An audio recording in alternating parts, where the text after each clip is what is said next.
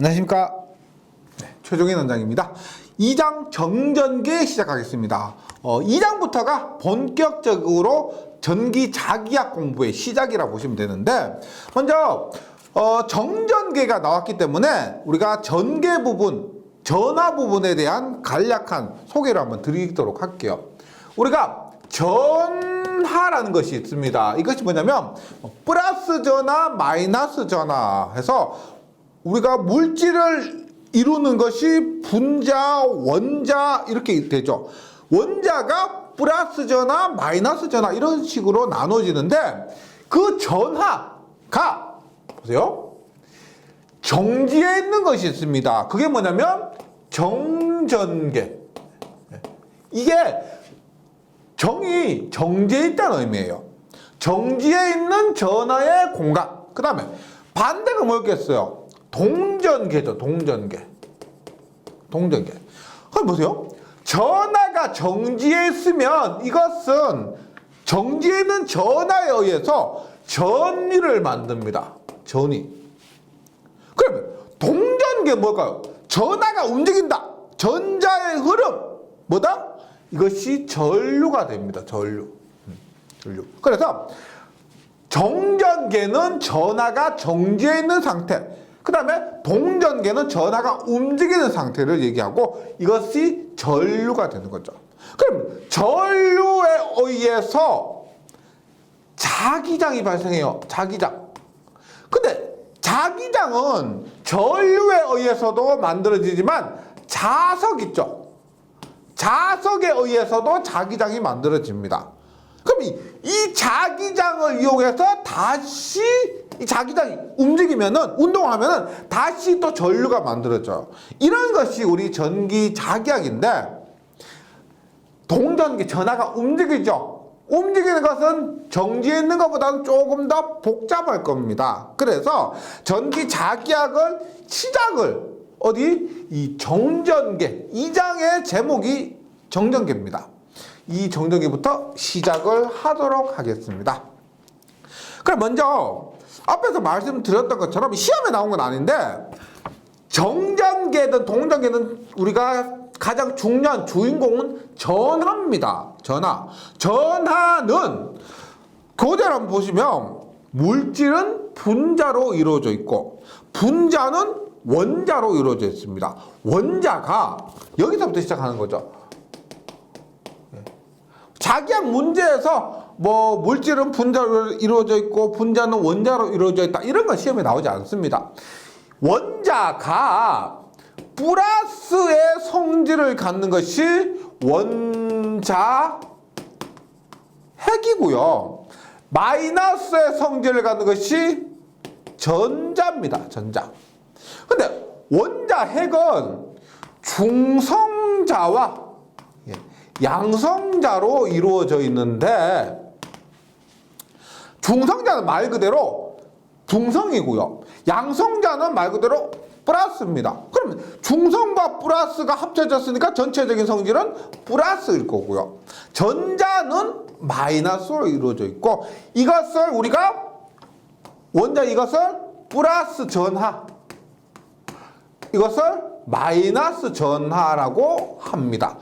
그리고 이 전하가 정지해 있기 때문에 정전계가 되고, 이 정전계가 전계를 만들고 전위를 만들고 이런 식으로 구성이 된다는 것을 간단하게 이해해 주시면 좋겠습니다. 그러면 전하 중에서도 우리가 가장 많이 나오는 전하가 이 원자핵보다는 전자예요. 이 전자에 대해서는 간단하게 수치를 좀 암기를 해 주시면 좋겠습니다. 암기해 주셔야 됩니다. 보세요. 일단 전자는 보세요. 이렇게 플러스인 원자핵이 있고 이 바깥에 전자가 존재를 합니다. 그런데 이 전자가 한 개이면 수소, 그 다음에 두 개면 헬륨, 이런 것도 들어보셨죠? 우리가 물리 시간이 아니니까, 화학 시간이 아니니까 수소, 헬륨까지는 필요 없는데, 보세요. 원자핵, 플러스의 성질을 갖는 원자핵과 마이너스의 성질을 갖는 전자가 있습니다. 그러면 예를 들어서 이런 식으로 전자는 궤도에 존재를 하는데 이런 식으로 존재했다고 보세요. 그러면 첫 번째 궤도에 있는 전자는 원자와 가깝기 때문에 이렇게 서로 작용하는 힘이 클 겁니다. 커서 얘들이 잘 궤도를 벗어나질 않아요. 그런데 바깥 궤도에 있는 것은 이 원자 핵과 거리가 멀죠. 그러면 결합력이 약하다는 겁니다. 뭐 예를 들어서 약간만 충격을 딱 주면 얘가 이렇게 자유롭게 벗어날 수가 있는 거죠. 우리가 안쪽에 있는 전자는 결합력이 강하기 때문에 툭 쳐도 버티는 거죠. 그런데 맨 바깥쪽에 있는 전자는 약간의 자극을 주면은 벗어날 수가 있다. 그래서 자유롭게 이탈할 수가 있는 거죠. 자유전자라고 합니다. 이 자유전자가 이동을 하고 그 이동에 의해서 전류가 발생하는 거죠.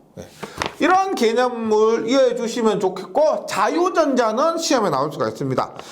원자 핵과의 결합력이 약해서 외부 자극에 의해 쉽게 원자 핵의 구속력을 이탈하는 전자를 자유전자라고 하는 거죠. 여러 개의 전자 중에서 맨 바깥쪽에 있는 전자, 이런 것들을 얘기하고요. 그 다음에 전자의 질량 외워주셔야 됩니다. 질량 얼마? 9.1까지 외워주시면 돼요. 곱하기 10의 마이너스 31kg. 예. 작을 거라고 예상은 했지만 작아도 너무 작죠. 9.1 곱하기 10의 마이너스 31승. 만약에 9.1 곱하기 10의 마이너스 3승 kg이 얼마요? 9.1mg이죠. 맞죠? 3승이 아니고 31승입니다. 뭐 눈에 보이질 않고 이만큼 작고요. 그 다음에 중요한 것이 뭐냐면 전자가 가지는 전기량입니다. 전자가 이동하면 뭐다? 전류예요. 전자가 이동하면 그것이 전류니까 이렇게 볼 수가 있습니다. 전자 하나하나가 갖고 있는 전기적인 량, 그것을 우리가 단위로 클롱을 사용합니다. 그리고 그 전기량은 얼마냐면 1.602 곱하기 10의 마이너스 19승 클롱. 한 개가 갖고 있는 전기량이 이만큼인데, 앞에서 말씀드렸지만 전자는 마이너스 성질을 띈다 그랬죠. 그래서 전기량도 마이너스가 되는 겁니다. 얘도 너무 작죠. 10의 마이너스 19승. 그러면 우리가 전자의 전기량 마이너스가 이러면 플러스와 마이너스는 평소 우리가 중성을 가진다 그랬습니다. 그러면 플러스 전하의 전기량은 얼마? 플러스 1.602 곱하기 10의 마이너스 19승. 부호만 다르고 전자는 마이너스니까 마이너스 1.602 곱하기 10의 마이너스 19승이고요. 그 다음에 플러스 전하 원자이겠죠? 이것의 전기량은 플러스 1.602 곱하기 10의 마이너스 19승입니다. 그래서 부호만 다르고 크기는 같아요. 그 다음에 무게는 얼마냐면 전자가 9.1 곱하기 10의 마이너스 31승이죠. 우리가 플러스 있죠. 이것은 전자의 1840배입니다. 1840배. 그래서 제가 정확한 수치는 기억이 안 나는데 얼마 곱하기 10의 마이너스 27승 kg 이렇게 돼요. 전기량은 같고 무게는 다릅니다. 그래서 요 정도는, 이 수치 정도는 기억을 해 주셔야 됩니다. 그러면 이것이 전하예요. 즉 플러스 전하든 이런 마이너스 전하든 이런 전하가 움직이지 않고 정지해 있다. 그런 공간을 정전계라고 합니다. 우리 뭐 태양계 아시죠? 수금지와 목토천해명 하는 그 태양계, 그 태양에 영향을 미치는 공간. 정전계는 뭐다? 정지해 있는 전하가 존재하는 그 공간, 영향을 미치는 공간을 정전계라고 합니다. 그럼 정전계의 특징이 뭘까요? 정전계는 움직이는 동전계보다 더 안정적인 상태입니다. 움직이고 있는 것보다 가만히 있으니까 더 안정적인 상태겠죠. 그래서 가장 안정적인 상태이면서 에너지는 어떻게 될까요? 움직이고 있으면 우리가 운동 에너지가 있죠. 근데 가만히 있기 때문에 얘는 운동 에너지가 없다라고 보면은 에너지는 최소인 상태가 됩니다. 그래서 정전계의 성질, 에너지가 최소고 가장 안정적인 상태, 이런 것도 한번 정리를 해주시고요. 뭐 시험에 나오기 때문에 기억을 해주시기 바랍니다. 다음 페이지 가서 이 전하의 계략적인 특성들을 살펴보는데, 우리가 정전 유도와 차폐가 있습니다. 차폐. 너무 어렵게 받아들이지 마시고, 정전 유도는 뭘까요? 정지에 있는 전하가 유도된다는 겁니다. 차폐는 뭐예요? 정지에 있는 전하가 차폐된다, 이런 의미예요. 보세요. 저는 이런 걸 학교 다닐 때 시합을 못 해봤는데, 조금 뭐 좋은 학교 다니신 분들은 이런 걸 학교 다닐 때 시험을 해 보시더라고요. 이렇게 이 검정기를 시험하는데 보세요. 유리막대가 있습니다. 유리막대. 유리막대 이렇게 비벼가지고 얘를 여기에 갖다 대요. 갖다 대면은, 이렇게 갖다 대면은 어떻게 되느냐? 이 끝부분이 벌어집니다. 예. 그 원리가 뭐냐면, 유리막대 얘가 플러스예요. 플러스. 그러면 플러스 전하가 많은 유리막대라는 겁니다. 전체적으로 마이너스보다 플러스가 많을 때 플러스로 대전되었다라고 하고, 이게 손으로 비벼서 플러스 전하가 많은 유리막대를 여기 갖다 대면 플러스 쪽에 있죠. 마이너스가 이렇게 모입니다. 마이너스가 이렇게. 평소에는 얘가 플러스 마이너스 이렇게 섞여 있었던 상태예요. 그 상태에서 플러스를 갖다 대니까 마이너스가 이렇게 모이는 거예요. 그럼 마이너스가 이렇게 다 모여버렸으니까 반대쪽에 어떻게 될까요? 여기에 플러스 마이너스 했다가 마이너스가 다 이쪽으로 가보니까 이쪽에는 플러스만 존재를 하게 되죠. 그러면 우리가 N극, S극 자석 아시죠? N극과 S극은 밀어냅니다. N극과 N극은 밀어내고 S극과 S극도 밀어내요. 그러면 여기에서도 똑같다 보시면 돼요. N극을 플러스 S극을 마이너스라고 보면은 N극, N극끼리 모여 있는 겁니다. 그러면 얘가 당연히 밀어내서 이렇게 벌어지는 현상. 이렇게 해서 우리가 뭐 전하가 유도된다는 것을 알 수가 있는데, 이게 정전 유도예요. 뭐다? 간단해요. 플러스 쪽으로 마이너스가 모이고, 마이너스의 반대쪽으로 다시 이런 플러스가 유도되는 현상을 정전 유도라고 합니다. 근데 만약에 이렇게 알루미늄 박으로 차폐를 시켜요. 차폐를 시키면은 이렇게 플러스로 대전된 유리막대를 갖다 대더라도 이쪽은 벌어지지 않습니다. 이 알루미늄 박이 있죠. 이것이 금속 철망, 교재에서는 금속 철망이 이 정전 유도를 차폐시켜준다, 그런 의미예요. 우리가 이렇게 보시면 돼요. 예를 들어서 이렇게 있습니다. 이쪽이 플러스라고요. 이쪽 플러스. 이제 플러스입니다. 그럼 이쪽이 마이너스가 돼요. 맞죠? 이쪽이 마이너스가, 플러스 쪽으로 마이너스가 유도될 겁니다. 그러면 다시 이쪽에는 바깥쪽에는 플러스가 유도되겠죠. 그러면 이때 이 옆에 우리가 뭐 어떤 도체를 놨다라고 하면은 어떻게 될까요? 여기에 플러스가 유도되었으니까 이 도체는 마이너스가 유도될 겁니다. 맞죠?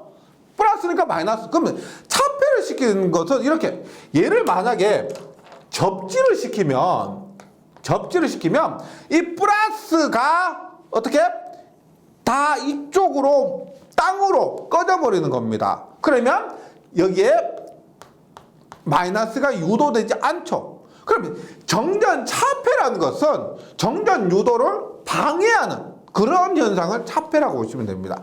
일단 여기서 중요한 것은 전하에서 가장 중요한 특징 중에 하나가 정전 유도, 플러스 쪽으로는 마이너스가 모이고 마이너스의 반대쪽에는 플러스가 모인다. 이런 것을 정전 유도라고 한다. 많이 나와요. 뭐 이론에서도 그렇고 시험에서도 그렇고. 자, 굉장히 중요한 현상이라고 보시면 되고, 그 다음에 또 전하의 성질 중에서 전자의 운동 속도가 있습니다. 많은 분들이 좀 착각을 하시는 분들이 계신데, 비트의 속도는 3 곱하기 10의 8승이에요. 비트의 속도.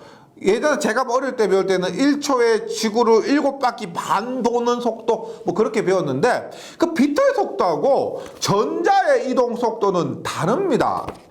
달라요. 볼게요. 우리가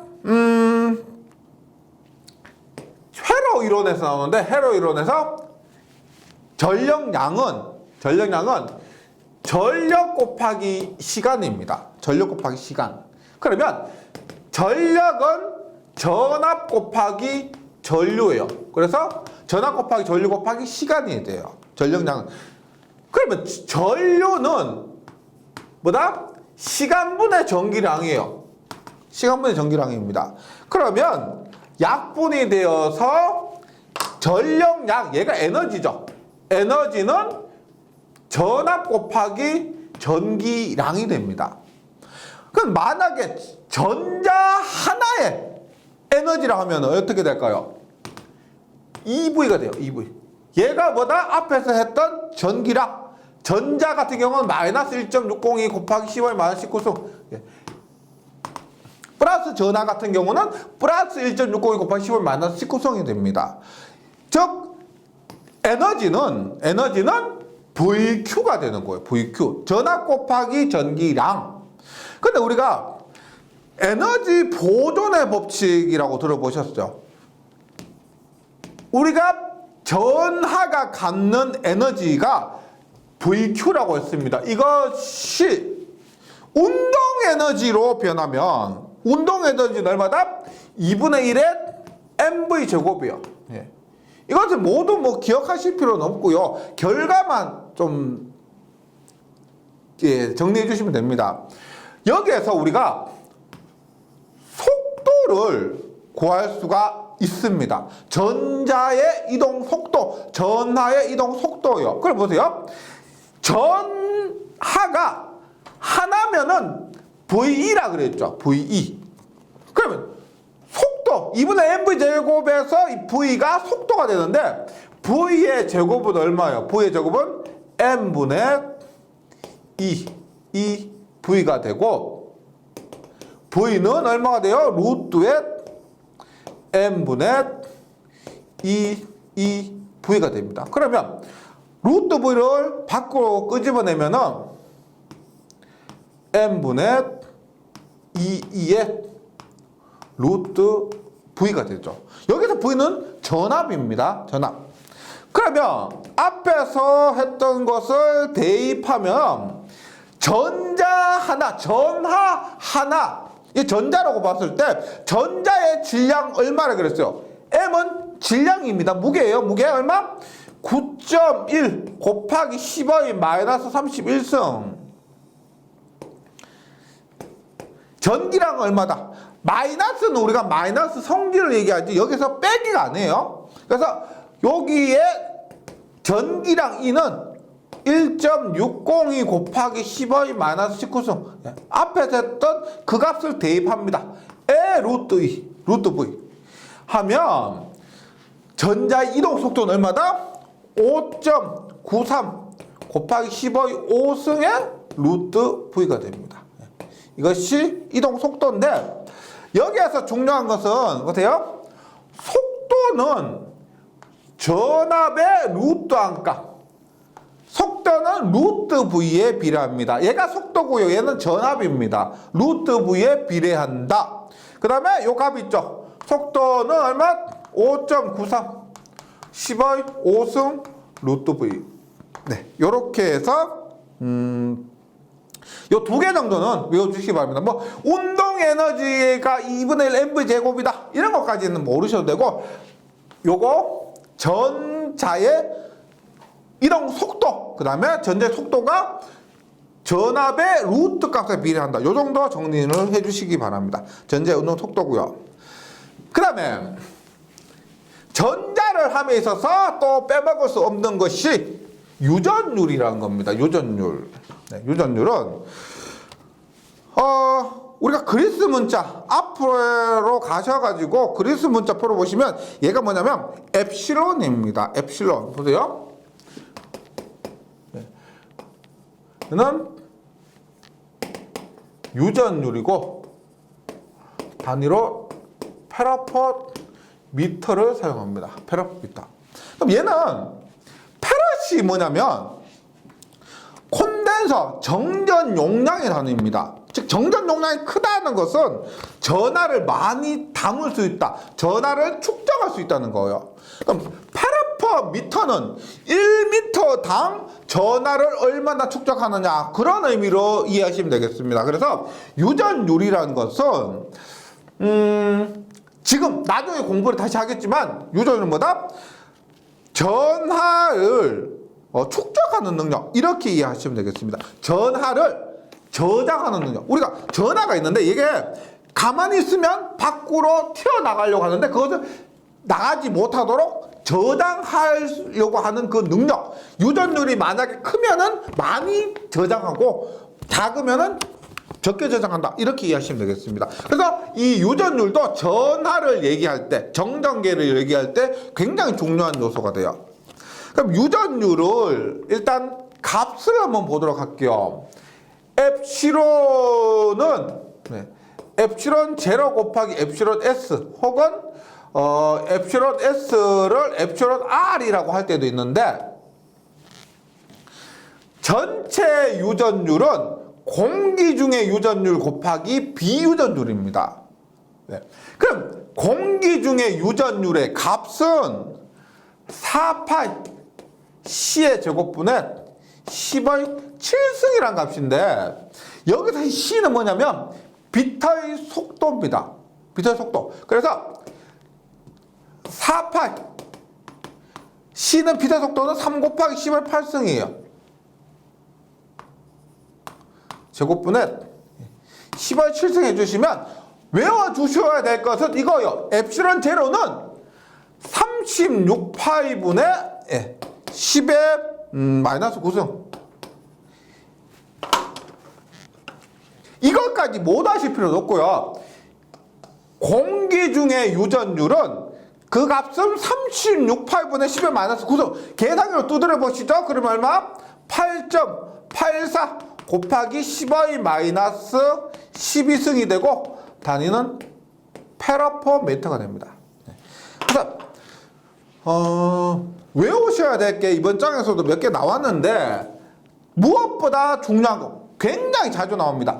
공기 중의 유전율 엡실론 제로는 36파이분의 10의 마이너스 9승. 요거 외우시고요.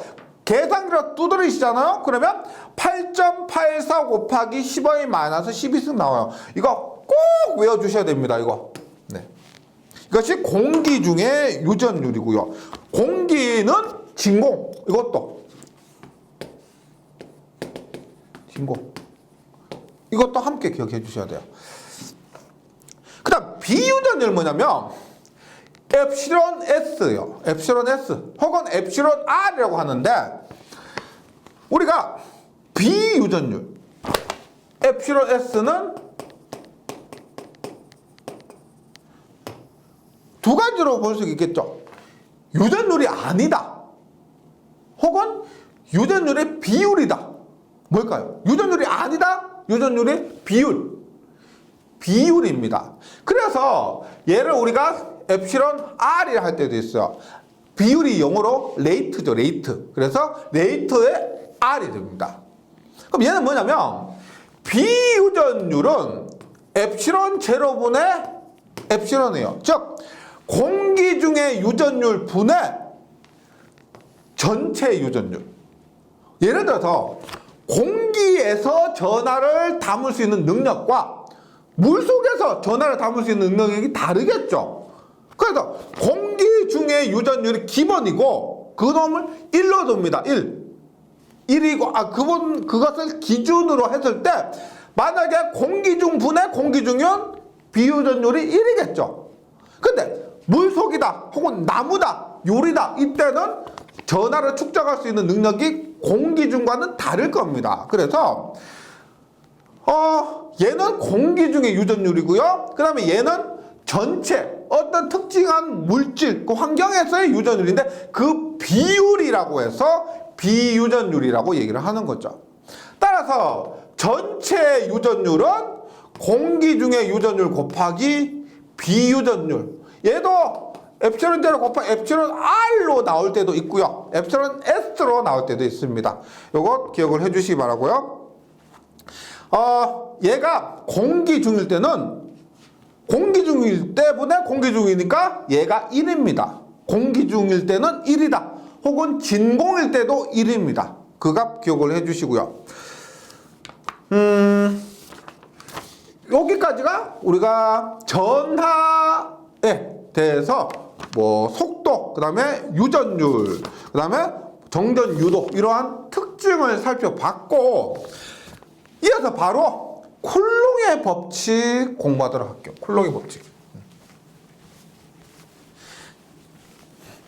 지금까지는 전하를 공부하기 위한, 정전계를 공부하기 위한 간단한 특징들을 살펴봤습니다. 이러한 특징들을 갖고 우리가 정전계를 시작하면 돼요. 즉 전하의 전기량, 뭐 유전율, 그 다음에 정전 유도가 된다. 이런 것들을 배웠죠. 이러한 특징을 기본으로 해서 먼저 배우게 될 것이 쿨롱의 법칙입니다. 쿨롱의 법칙을 하기 전에 우리가 뉴턴이 만류 인력의 법칙을 발견했죠. 뭐요? 중력은 G의 R 자승분의 M 곱하기 M입니다. 이거 뭐 전기하고 상관없는 거예요. 뉴턴이 발견한 만류 인력의 법칙이 뭐다? 힘이죠. 중력은 우리가 예를 들어서 사과나무가 떨어지는 걸 갖고 뉴턴이 중력을 발견했죠. 그 크기를 계산했습니다. 여기에서 R은 뭐요? 지구와 뭐 사과나무 사이의 거리죠. 거리. 그 다음에 M은 지구 무게, 뭐 M은 사과 무게 이렇다고 했을 때 그게 G 중요한 것이 아니고요. G가 뭐예요? G는 뉴턴 상수입니다. 뉴턴 상수. 네. 뉴턴 상수 곱하기 거리의 제곱분의 M 이렇게 돼요. 대문자 M과 소문자 M이 돼요. 그러면 우리는 뭐 중력을 얘기할 필요는 없고 앞에서 얘기했던 전하가 있고 그 전하에서도 힘이 작용할 거라는 겁니다. 예를 들어서 이렇게요. 플러스 Q가 있고 Q1이라 할게요. Q1이 있고 여기에 Q2가 있다고 가정을 하면은 얘가 뭐 플러스든지 뭐 마이너스든지 간에 이 사이에는 힘이 작용할 거라는 걸 알 수가 있죠. 대략적으로. 우리가 지구와 사과 사이에서도 힘이 작용하고 이런 두 개의 전하 사이에서도 힘이 작용합니다. 그때 이 사이에 작용하는 힘을 구하는 것이 뭐냐? 쿨롱의 법칙이요. 쿨롱의 법칙. 네, 이렇게 이해하시면 되겠습니다. 뉴턴의 법칙은, 뉴턴의 만류의 법칙은 지구와 사과 사이에 작용하는 힘, 쿨롱의 법칙은 두 전하 사이에 작용하는 힘. 네. 그것을 공부하기 위해서 먼저 쿨롱 상수를 봐야 됩니다. 우리가 뉴턴 상수는 알 필요가 없죠. 뭐 시험에 나오지도 않으니까. 근데 쿨롱의 법칙에 의해서 두 전하 사이에 작용하는 힘을 구하기 위해서는 쿨롱 상수는 알아야 됩니다. 그 쿨롱 상수를 K라고 하면 K는 얼마냐? 4파이 엡실론 분의 1이 됩니다. 꼭 외워주셔야 돼요. 그러면 엡실론은 공기 중이면 얼마요? 앞에서 얼마? 앞에서 36파이분의 10의 마이너스 9승이라 그랬죠. 1입니다. 공기 중에서. 그럼 얘가 얼마요? 약분하면 9 없어지고 10의 마이너스 9승이 올라가면은 얼마? 9 곱하기 10의 9승이 됩니다. 즉 공기 중에서 쿨롱 상수는 이 두 전하 사이에 작용하는 힘을 구하기 위해서 필요한 쿨롱 상수는 9 곱하기 10의 9승이라는 거예요. 근데 만약 공기 중에 아니다. 그럼 얼마? 4파이 엡실론이 엡실론 제로 엡실론 S가 되죠. 얼마? 4파이 엡실론 제로분의 1은 9 곱하기 10의 9승이니까 공기 중에 아니면 엡실론 S분의 9 곱하기 10의 9승이 되는 거죠. 이것이 쿨롱 상수입니다. 쿨롱 상수. 예. 요거 기억 꼭 해주셔야 됩니다. 그 다음에 정전 기력. 이거 뭐? 뉴턴의 만류 인력. 만류 인력. 모든 물질이 서로 당기는 힘. 만류 인력. 정전 기력은 뭐다? 정지에 있는 전하 사이에 작용하는 힘. 정전 기력입니다. 그렇게 했을 때 정전 기력은 어렵게 받아들이시면 안 되고요. 말 그대로 정지에 있는 전하 사이에 작용하는 힘이다. 네. 이렇게 했을 때 자석을 생각해 주시면 돼요. 우리가 자석 이렇게 했을 때 N극과 N극 어떻게 해요? 서로 밀어내죠. 밀어내는 것을 뭐라고 해요? 좀 유식하게 밀어낸다? 청력이라고 해요. 청력. N극과 S극입니다. N극과 S극 막대자석으로 하면 어떻게 돼요? 서로 당기죠. 당기는 것을 뭐라고 해요? 인력이라고 해요. 인력. 인력. 당기는 힘. 그러면 똑같이 보세요. N극을 플러스라고 보시면 이렇게 플러스 Q가 있다. 그러면 어떻게 된다? 서로 같은 것이기 때문에 플러스 NN이라 생각해 주세요. 그러면은 청력이 작용한 청력. 서로 밀어내는 힘. 플러스와 마이너스가 있다. 그러면 N극 S극이라 생각해 주세요. 그럼 얼마 어떻게 된다? 얘는 인력이 작용합니다. 즉 같은 부호끼리는 청력이 작용하고요. 전하 사이 작용하는 힘이 지금 크기가 아니고 힘의 방향만 얘기하는 겁니다. 같은 극성끼리는 서로 밀어내고요. 그다음 같은 반대 극성끼리는 서로 당기게 됩니다. 이것은 자석을 생각해 주시면 크게 어렵지 않을 거예요. 그래서 다른 극성의 전하 사이에 작용하는 힘은 흡인력. 얘를 인력인데 흡인력이라고. 흡인력. 그럼 청력 혹은 얘를 반발력. 반발력이 더 쉽죠. 반발력 혹은 청력 이렇게 이해하시면 되겠습니다. 그러면 여기서 끝이 아니죠. 서로 밀어낸다, 당긴다. 이거는 초등학생들도 알 겁니다. 막대자석 가지고 시험하면요. 근데 우리는 뭐 시험을 치셔야 되기 때문에 밀다, 당긴다. 그거에서 더 나가서 그 힘의 크기가 얼마만한 크기로 밀고 당기느냐까지 공부를 해주셔야 된다는 거죠. 그럼 볼게요. 쿨롱의 법칙을 한번 완성을 해봅니다.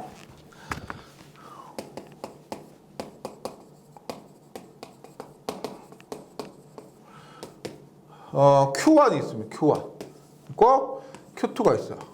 이렇게 했을 때 이 사이에 작용하는 힘을 구하는데 방향은 얘기했죠? 극성이 같으면 밀어내고 극성이 다르면 당깁니다. 방향이에요. 크기는 어떻게? 앞에 만류인력의 법칙처럼 보세요. 만류인력의 법칙 뭐라고 했어요? 만류인력 상수에다가 거리의 제곱분의 대문자 M의 소문자 M입니다. 그럼 쿨롱의 법칙도 마찬가지 보세요.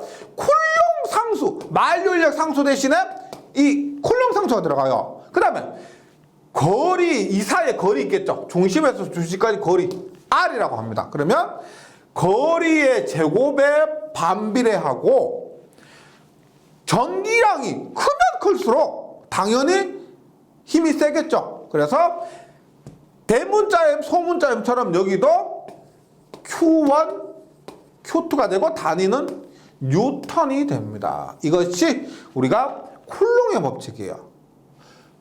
정전계 처음 시작하는 것에서 본격적인 정전계에서 가장 기본적이고 중요한 공식이에요. 네. 여기에서부터 시작하는 겁니다. 그러면 다시 해볼게요. 쿨롱의 법칙에 의해서 작용하는 힘 F는 K의 R 자승분의 Q1, Q2인데 앞에서 쿨롱 상수 뭐라 그랬어요? 쿨롱 상수는 얼마? 4파이 엡실론 분의 1이라 그랬죠. R 자승분의 Q1, Q2 이렇게 이게 합쳐놓고요.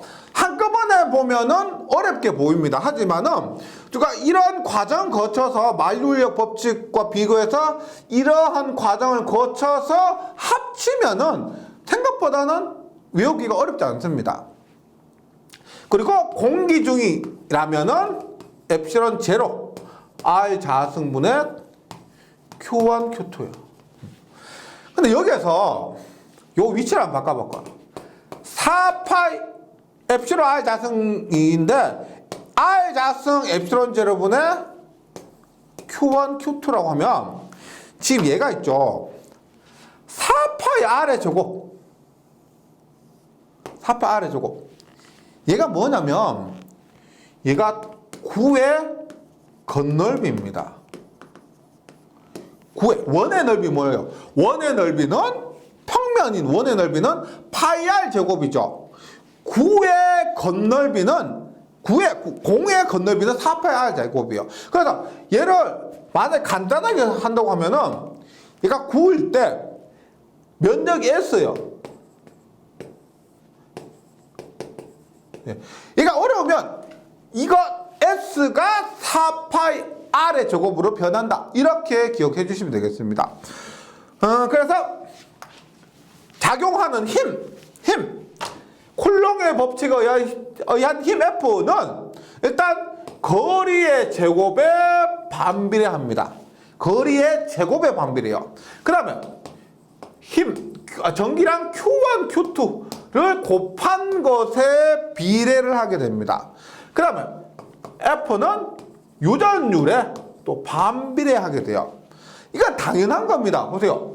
거리가 멀면 멀수록 우리가 Q1, Q2가 이렇게 있는 거하고 이렇게 있는 거하고 당연히 멀면 멀수록 힘은 약하겠죠. 근데 그것이 제곱에 반비례해서 작용한다는 것이고 Q1, Q2 그 전하의 크기 자체는 클수록 작용하는 힘이 클 것이다. 이것은 뭐 간단하게 생각해보면 대충 생각해봐도 당연한 겁니다. Q1, Q2가 작은 것보다 Q1, Q2가 큰 것이 더 힘이 셀 것이고 유전율, 전하가 움직이지 못하도록 저장하는 거죠.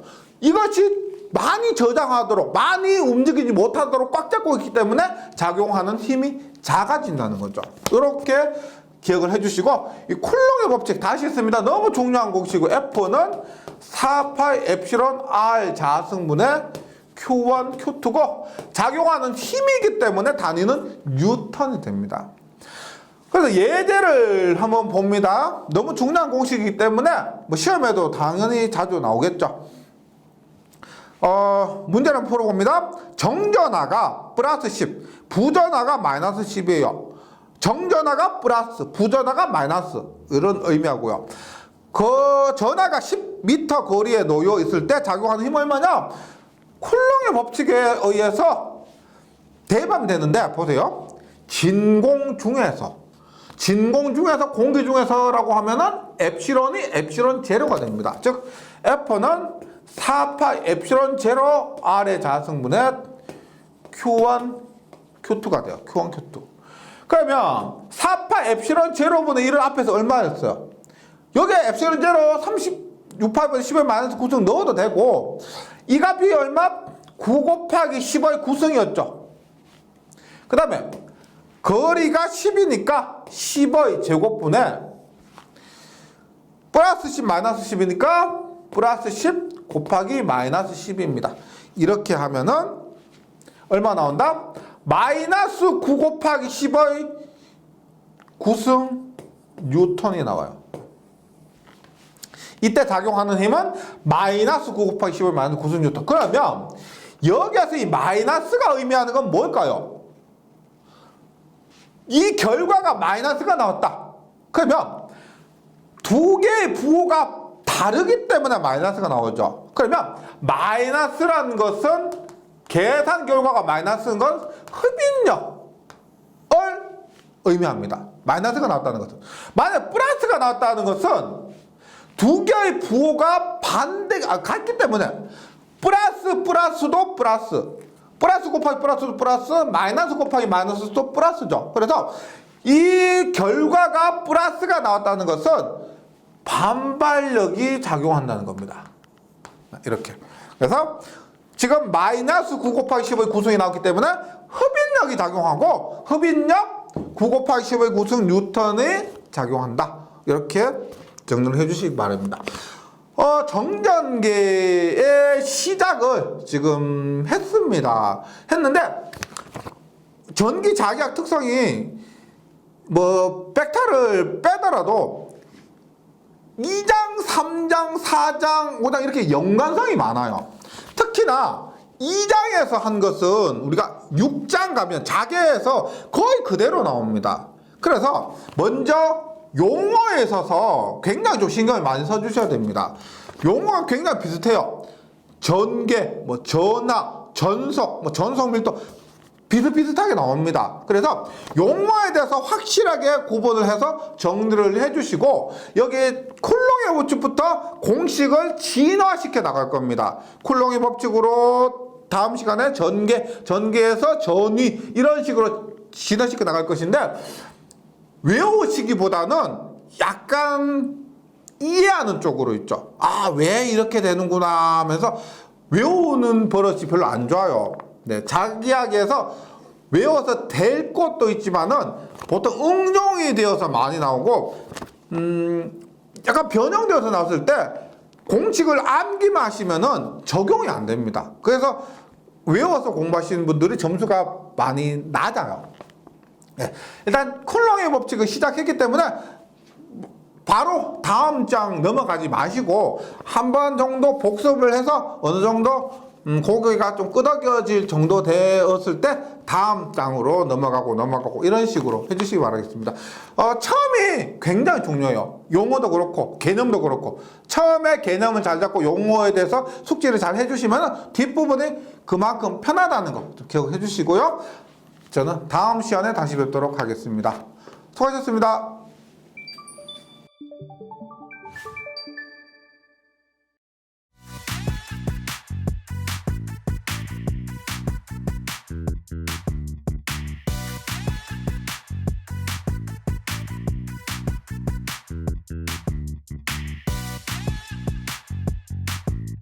전기 소방 자격증 전문 교육으로 합격을 번개 배송. 다산 에듀